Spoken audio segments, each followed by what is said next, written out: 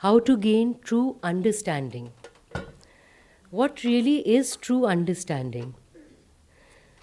True understanding actually means understanding the truth, knowing our reality as we are. What is what are we? What is this creation and what lies beyond? And that is the goal. That is the truth that we need to know. And how do we get this understanding of the truth? Usually in the world, when we want to know something about anything that we are interested in, we go to the experts, right? We go to the people who have researched a lot and we read their books. Similarly, when we want to understand the truth, we go to the saints, the sages who have lived these truths for centuries. And then they have written their books, the scriptures. However, just reading these books is not going to be ever enough. When we want to learn about physical phenomena, we go to a book on physics and we probably learn everything there is about it. But these truths are about our inner self, our inner wisdom. And this actually lies beyond the realm of the five senses. It lies beyond the realm of just mere words. So we have to truly experience these truths within us to get wisdom, to get true understanding. If, in parties we go, everybody's dinners, we go, everybody's talking about, oh, this nice place, Moroccan food opened here, Mexican there, this Indian restaurant is very nice. But when we get hungry at dinner, then we silently, quickly go the food that is being served and start to eat that. Exactly that. Mere talk is not going to satisfy our hunger. When we really feel hungry, we will take it in the plate, eat, digest, and feel that taste and get the nourishment. So similarly, intellectually talking, reading about these truths is not really going to get us anywhere. Because words are easily misunderstood. They are open to misinterpretation. All of these scriptures written by these great masters all over the world, they are written from a very high level of consciousness. And where do we understand it from? From our level of understanding. You have seen the Bhagavad Gita itself has hundreds, if not thousands, of commentaries on it, right? Based on everyone's understanding of it. So, how do we really understand these scriptures? The great gurus tell us that don't just look at these words, but meditate on the truths behind these words and then take it into your life. Use it to transform your life. Yogananda, when he was with his guru, Yukteswarji, in his ashram, Yukteswarji would give him scriptural shlokas to, meditate on, see, read, understand, and talk about it with him. And he would give him one shlok from maybe the Patanjali Yoga Sutras or the Gita. And Yogananda in one day, I finished reading it. And Yukteswarji would say, no, wait. And more weeks go by. And then finally Yukteswarji, after many weeks with one shlok, would say, okay, now you're ready to move on to the second shloka. And then he did that with very few shlokas at the beginning of each scripture. Once Yogananda had studied just a few shlokas, he said, now you can drop it. Now you know everything about the book. So that is how we need to really absorb the truths. That gives us true understanding, true wisdom. Yogananda tells us another story you may have heard before. This Panditji climbs onto a boat and very proud of his learning. And he tells, just to make conversation for the journey, he's like telling the boatman, have you read the Yajurved? So the boatman says, no, I never. So he said, oh, what, my dear fellow, 25% of your life is wasted. And then the boatman is like, yeah, okay. So then he says, have you read the Atharved? No. So 50% of your life is wasted. Have you read the Samved? And the boatman goes on to say, no, I don't think I have. And 75% of your life is wasted. And what happens? Suddenly, before the fourth Veda comes into the picture, the storm starts to rock the boat. And everybody panics on the boat because they know the boat is going to capsize. And the boatman quickly asks the Panditji, "Do you know how to swim?" So he says, "No, no, no, I don't know. Help me, help me." So he said, "Sorry, sir, 100% of your life is wasted." So without experiencing all of these truths, what are we? We are really wasting our life, isn't it?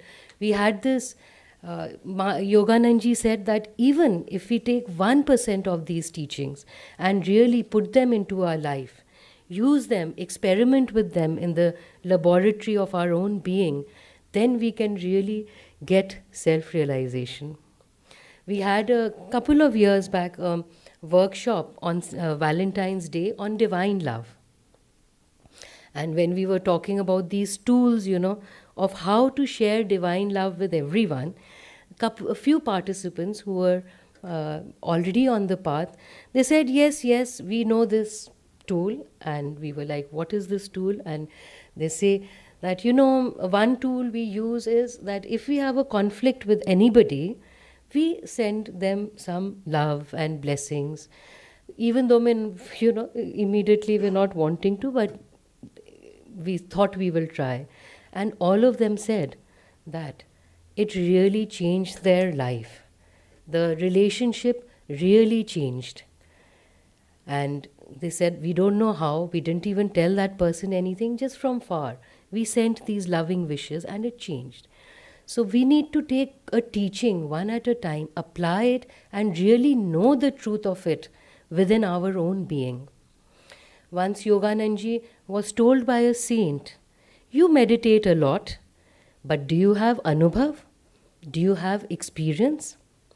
Because if we do not have that anubhav, if we don't have that experience, not only do we not get true understanding, but it actually becomes an obstacle on our path.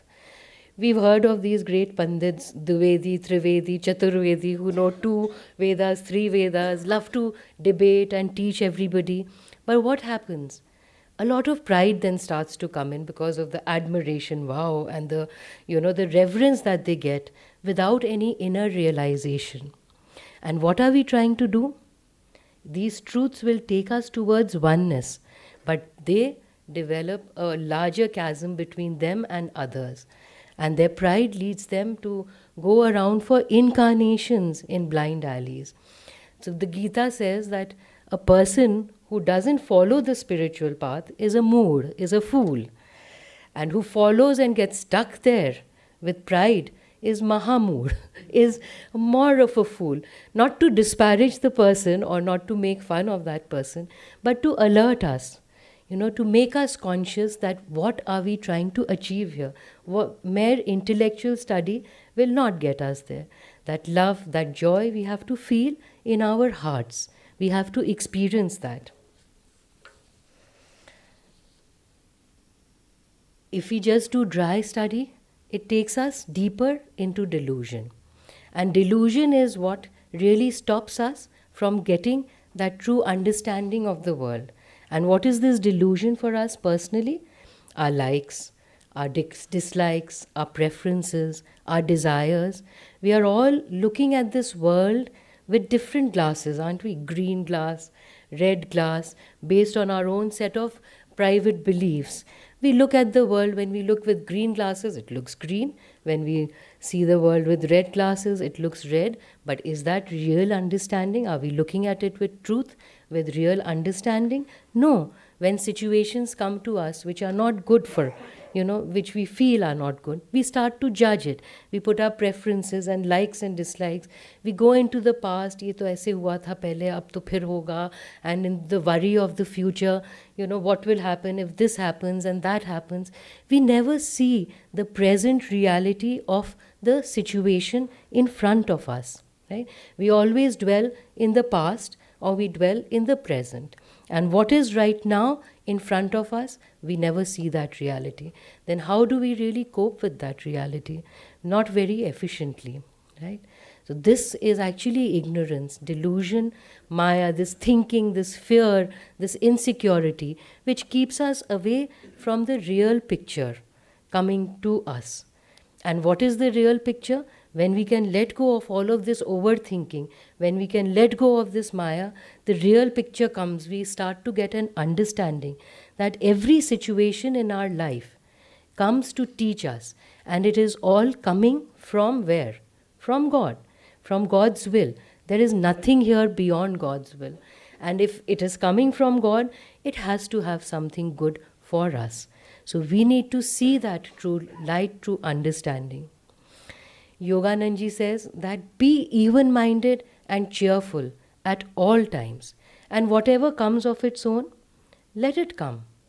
So when we are able to do that, when we can see joy, sorrow with even mindedness, that's when we can start to leave this realm of ignorance, realm of Maya, and go beyond into that realm of the infinite spirit.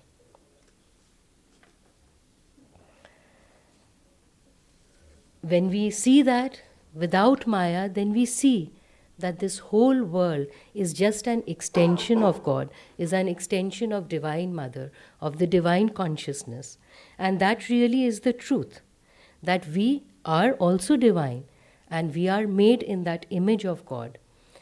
Yogananji told a few disciples one day, he was sitting and he said, "You don't know how beautiful you are. I wish you could see yourselves as I see you. You are light." We are this light and this image of God, and that is really the truest understanding. Thank you. Since Vasudha was using the word mood, I remembered, not a person, no. I remembered the first lines of Bhaja Govindam, and not the Sanskrit phrase, but the meaning. Swami Shankara says to a person that just because you know the rules of Sanskrit grammar, it doesn't mean that you will be liberated, or doesn't mean that it is doing much for your freedom. And Yogananda ji put it more colorfully. He said that only because you can discern the placement of a comma will not free you from spiritual coma. So anyway, there are many episodes in the lives of saints where we see people interpreting the scriptures in a totally absurd way.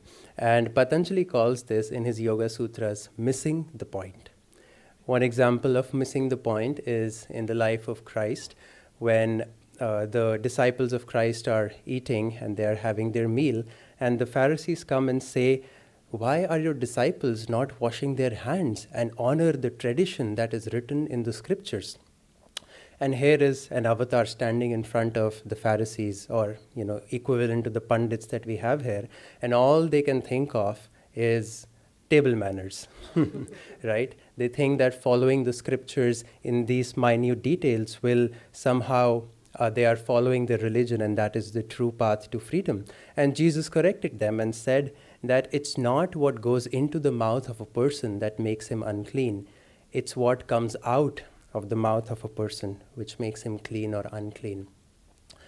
I read I heard a talk where some people were once saying that the Bhagavad Gita says, Sri Krishna mentions that if you want to find me, you should find a kusha grass as your asan, sit on it and meditate.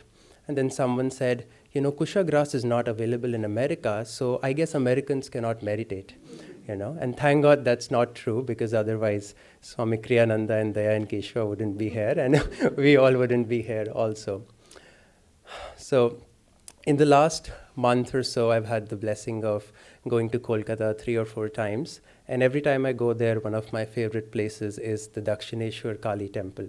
And the temple is made vibrant and also more famous by the life of Sri Ramakrishna and his living presence. And one of the most famous disciples of Sri Ramakrishna, you all might know, was Swami Vivekananda. So if you have ever read about Swami Vivekananda, he was very accomplished even as a student. He was very good in academics. He played multiple instruments. He was also part of this new movement which was starting in Bengal because of the British influence of that Western intellectual study, that influence of thinking that if you can train your mind, if you can study as much as you can, then you will be successful and you'll find fulfillment. So Vivekananda was very intellectual. He was part of the Brahmo Samaj, which was very famous at that time, which interestingly negated the need of a guru. So he was a true Vedantist. He said, Brahma is the only reality. I am Brahma, so why do I need a guru? So one day he happens to be at Dakshineshwar Kali temple and he goes to see Sri Ramakrishna. And Sri Ramakrishna appears to him as a very poor Brahmin, very simple person, and perhaps also a little deluded because he worshipped Kali. And Vivekananda was a Vedantist, so he thought, why is he worshipping Kali? This stone, God is everywhere, and this idol worship is of no use. So when Vivekananda sang 2 songs in the presence of Ramakrishna, Ramakrishna went into samadhi. And then he took Vivekananda aside and started crying. And he said, you have come, you have come. I have waited for you for so many years. Where were you? Where were you? And Vivekananda is totally startled and he's thinking, this old fellow has gone mad, so I'll just let him do what he does. And he went away, but he was very intrigued, if nothing else, by the experience, and he came back. And the next time he came back, Ramakrishna touched him, and Vivekananda lost all outward consciousness. And he went into a state of super consciousness. And when Vivekananda came out, he was totally shaken. He said, who is this man? I have such a strong body, I have a strong mind, and just by touching me, he is changing my consciousness. So he resolved that the next time he comes, he will try to not succumb to whatever dark magic this guru is doing. So the next time he came, the same thing happened. And then slowly Vivekananda started to realize the greatness of this saint. And intellectually, he was still not able to piece everything together. But somewhere his heart started to open and he started to realize that there is something greater here. He would ask so many questions to Ramakrishna. And the sweetest thing is that Ramakrishna writes that often he wouldn't know the answer to the questions that Vivekananda was asking. So he would go to Kali and say, Mother, my disciple is asking these very difficult questions. Please tell me the answer. And then he would go and tell Vivekananda. And one day he was very, irritated almost by Vivekananda and said, if you don't accept what I have to say, why do you come to me? And Vivekananda's answer is very important for us. He said, I come to you because I love you.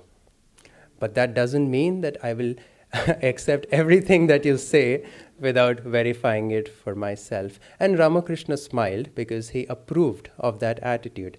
Because yes, he was very devoted, but in that instance, Vivekananda was learning to use both his intellect, his reason, and his heart and his intuitive capabilities to understand the real truth behind the teachings. When Swami Kriyananda came to Paramhansa Yogananda, he also had a similar experience. He would often say that he was very intellectual when he first came to his guru.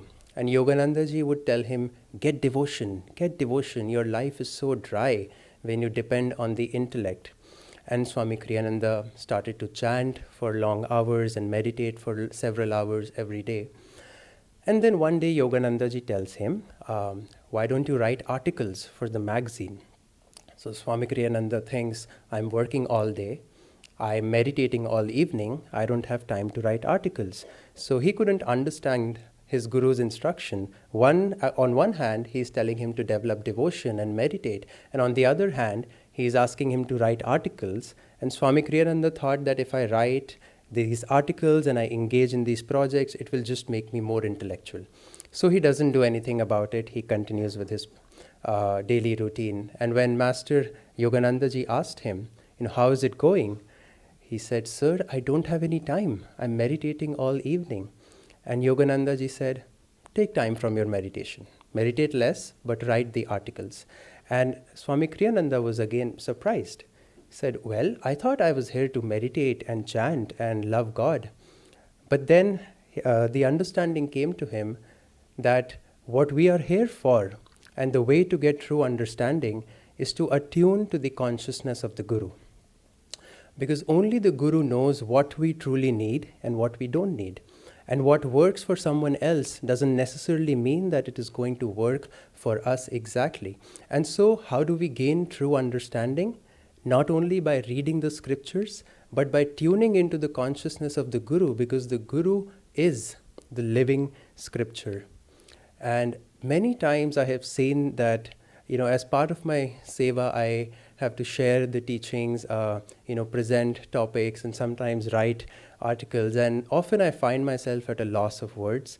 And I think, I don't know about this topic, seems very complicated, all these heavy teachings. I'm not sure how I can present this to people. And then, just in that moment, if I close my eyes and if I tell my guru that, please tell me, what do I have to say? It is so fascinating that the answers start coming. And it's not that the guru is whispering in my ear, it's that the right thoughts come. He tells me, go read this book. The thought of a book would come. Watch this video. Start with this. When I'm writing an article, even the introduction, he's just so precise in telling you what you need to do if we tune into his consciousness. And that doesn't mean that we become lazy and say, oh, Guruji, you do it, right? Because he will not tell us. He's not going to come down to our level and give us everything that we need. We have to raise our consciousness to his consciousness, to the level of his consciousness. And then true understanding will come, and more understanding will come than you ever thought was possible. Yogananda ji would say, if you visit a palace, a king's palace, why waste time going through the palace on your own? Get to know the king, make friends with the king, and the king will show you around, and he will give you a much proper and thorough tour of the palace, right? So Yogananda ji similarly said, get to know God. Don't try to understand this world with all its suffering and duality and problems and chaos. Don't think that you can get all your answers with your mind. Find God first. And when you find God, all the mysteries of creation will be revealed to you. People would ask Sri Yukteswar ji, why did God create the world? Why is there so much suffering? And he would say, leave a few questions for God to answer when you find him. And so what he was saying is that certain principles, as Vasudha mentioned, are not best understood only with our reason, only with our mind. They need to be understood, or they can be understood only when our consciousness is as expanded as the Masters. And in our daily lives, how can we apply this? It's not only true when you're trying to understand the scriptures, it's true with everything. Once Yogananda ji was telling a bunch of his disciples how important it is to stay in good environment and satsang. And one of the disciples said, but sir, what should I do if I'm alone? And Yogananda ji looked at him with a lot of love and he said, am I not always with you? So wherever we are, whatever area of our life we need help in, the Guru can give you that help. God can give you that help if you ask him. Some of you know, last year my earthly father had passed away, and it was an unexpected passing, which left me with a lot of things to manage. And because it was unexpected, I never got a chance to ask how would I manage certain things in his absence.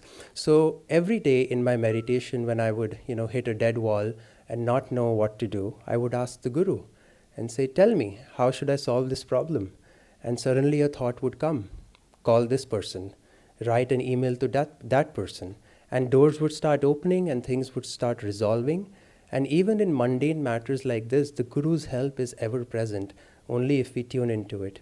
One of our sisters on the path, she was telling us that for some reason she was always averse to bank work.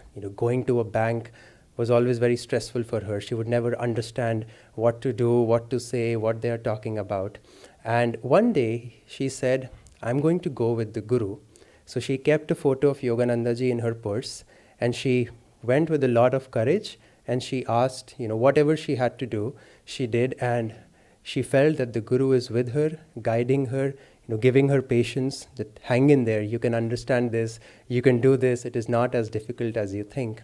And it's a very small example, but this all just tells us that no matter how small decisions we are making in our life, we should always inwardly keep asking.